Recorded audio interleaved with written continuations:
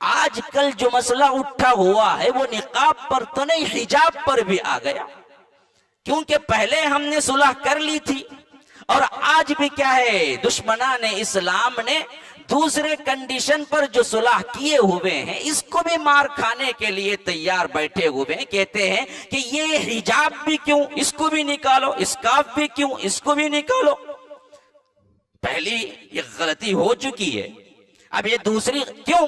ان کی سرشت میں یہی ہے جو رب العالمین نے پہلے ہی بتا دیا، وَلَن تَرْضَى عَنْكَ الْيَهُودُ وَلَا النَّصَارَى حَتَّى تَتَّبِعَ مِلَّتَهُمْ۔ اللہ تبارک و تعالیٰ نے پہلے ہی ان کی فطرت کو بتا دیا کہ دیکھو یہ یہود کبھی راضی نہیں ہوں گے تم سے، وَلَن تَرْضَى عَنْكَ الْيَهُودُ وَلَا النَّصَارَى، یہ نصرانی یہ عیسائی بھی تم سے ہرگز راضی نہیں ہوں گے، کب تک؟ حتی تتبع ملتہم، جب تک کہ ان کی تم کل پیروی کرنے لگو۔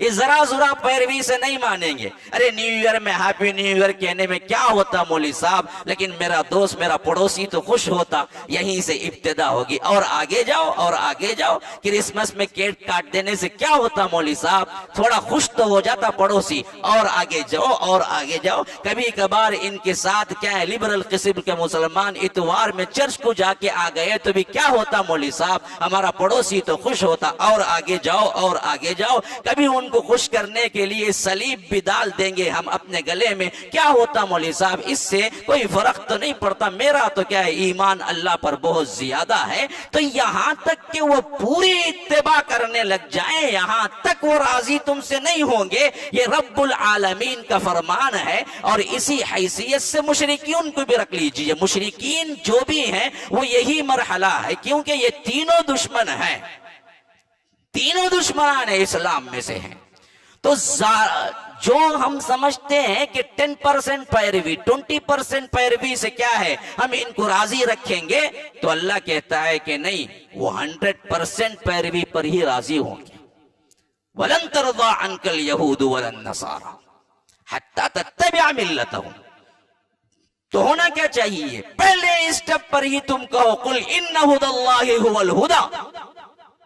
دیکھو یہ اللہ تبارک و تعالی ہے جو ہدایت دیتا ہے، اور اسی ہدایت پر ہم قائم ہیں۔ ہم 10% کیا 1% بھی کمپرومائز نہیں کرتے، اس کے لیے جان جائے چلی جائے، ہاں چاہے جان ہی چلی جائے، کچھ انا کے خلاف مت کرنا۔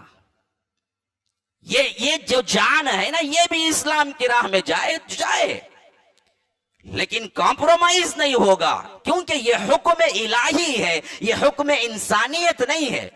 یہ حکم کیا ہے، کوئی انسان کوئی قانون بنانے والا انسان کی طرف سے نہیں ہے کہ رد و بدل ہو جائے، یہ اللہ تبارک و تعالی کی طرف سے ہے۔ لا تبدیل لکلمات اللہ، اس میں کوئی رد و بدل نہیں ہے۔ تو یاد رکھیے یہ دین فطرت ہے، اسی پر تمہاری دنیا بھی قائم ہے، اسی پر تمہاری آخرت بھی قائم ہے۔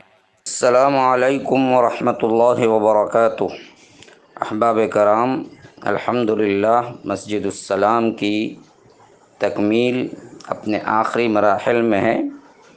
اس کے لیے آپ لوگوں سے درخواست کی جاتی ہے کہ آپ اس کی تعمیر میں بڑھ چڑھ کر حصہ لے کر ثواب دارین حاصل کریں۔ شکراً۔